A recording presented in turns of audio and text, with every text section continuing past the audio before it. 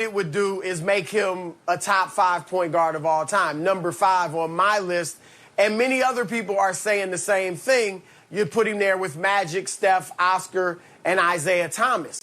And here's how big it would be, Colin, if Chris Paul leads this team to the championship. He would be one of only 3 small players to lead a team to the NBA championship in the 74-year history of the league. Wow. The other 2, Isaiah Thomas and Steph Curry. That's it. He would be the 3rd. And so this would be huge for him. It's the only thing that's really missing from his resume. Some people might say an MVP, but Isaiah Thomas doesn't have an MVP. Nobody thinks Steve Nash is better than him.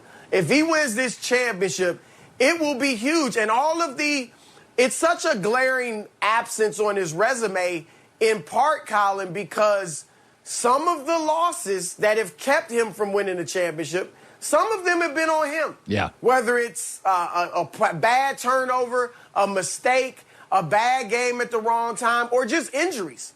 But if he goes ahead and wins this championship, it'll erase all of that, put that stuff on the periphery, and this will be the crowning achievement of his career.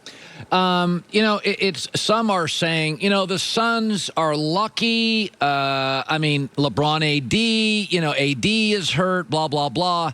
Your takeaway on the critics of the Suns saying it's been a fairly easy, negotiable route to the finals? I mean, it's undeniable that the injuries have helped them. But here's the thing. The Suns were injured, too. The Suns, Chris Paul, we know, was playing with the bad shoulder in the first series. And by the way, the Lakers still had a guy named LeBron James, all right?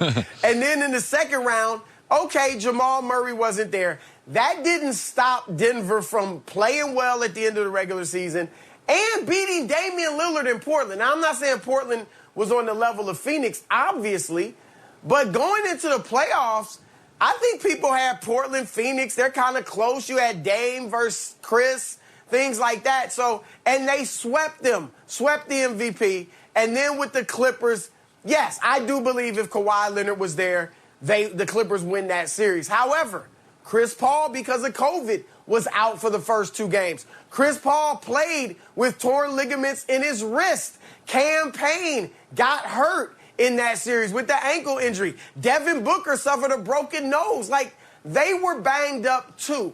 So it's not fair to hold it against them that they have, been the least injured of the teams. Because here's the other thing, Colin. It's not like they're an 8th seed or a 7th seed. They were the 2nd seed. Right. So they showed throughout the regular season they're a legitimate contending team. Joy and I had this discussion yesterday. It's pretty interesting.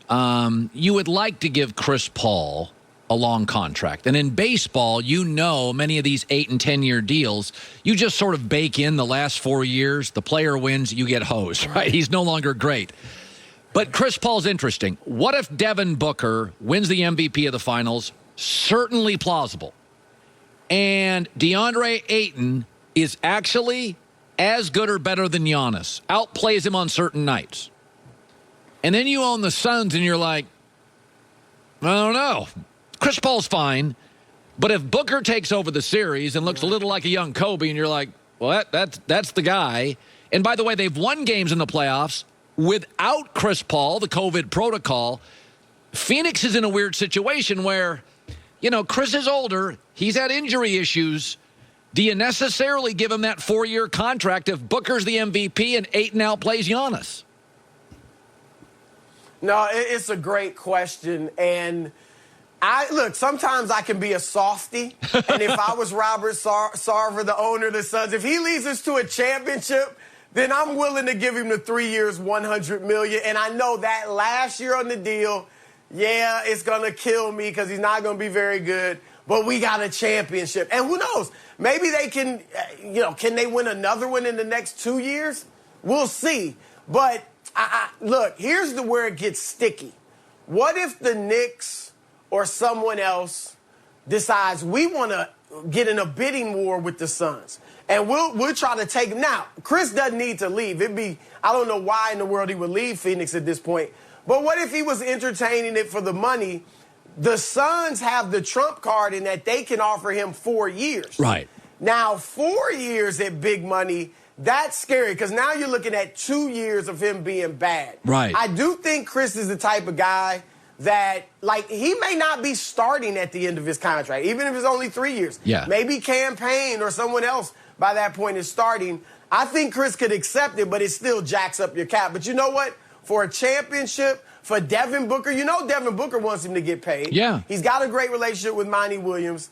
I think it's worth doing it just for keeping the goodwill in the locker room and among your players. Yeah, you know, the other thing, Chris, is that Cameron Payne has emerged as a guy who can score points. The advantage the Suns have, which the Brooklyn Nets don't, is that if you pay Chris Paul, you don't have to play him 44 minutes. He could get down next year to 28 minutes a game. I mean, these playoffs, they've won without him 31 minutes. So if I'm Robert Sarver, the owner, I say to myself, I may just go to Chris and say, Chris, I want you to play 60 regular season games. We'll give you 12 road games off. I want this thing to work for 3 years, and Cameron Payne's going to play more. I think Chris Paul would accept that role. Do you? No, that makes sense. Yes, I think he would. We'll see how well he's playing. But, yeah, I think Chris would accept that. And, look, Robert Sarver has been cheap for years. Right. That's one reason they didn't make the playoffs for a decade. And so now pay up a little bit. You're getting the championship maybe. We'll see. Not writing the Bucks off, but – yeah, I agree with you on that one. All right, finally, DeMarcus DeRozan to the Lakers is a rumor. Credible source. What do you make of it? Look, if I'm either team, I wouldn't jump into this trade. Like, if I'm the Lakers, yeah, I like DeMar DeRozan. But if I'm the Lakers, I still want to poke around and see is there a better move I can make. And if I'm the Spurs and and obviously DeRozan's a free agent, but maybe there's a better sign-in trade that they can make and get more than, say, a Kyle Kuzma, who's solid, and a Montrezl Harrell in a draft pick. So I wouldn't rush into it if I'm either team. Obviously, the draft is coming up. That's when a lot of moves are made. DeMar, though, he would help. He wouldn't have been a good fit with LeBron in the past when LeBron was the entire system, right? Because when LeBron was the system, he needed jump shooters. Yeah, he worked with D-Wade. It was a different NBA back then. The three-point shot wasn't quite as prominent. But now LeBron was better lately with guys that can shoot the basketball around him. And DeRozan, that's just not his forte as far as the three-point shot. But now LeBron's off the ball more. You can even put him at the point guard and have him play like a real point guard.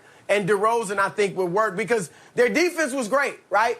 They just couldn't score, especially when Anthony Davis was ailing. That's right. So this would give them a third score. So I'd put it on the back burner, keep an eye on it, but I wouldn't jump into it if I'm the Lakers. Great stuff. Chris Broussard, Fox Sports NBA.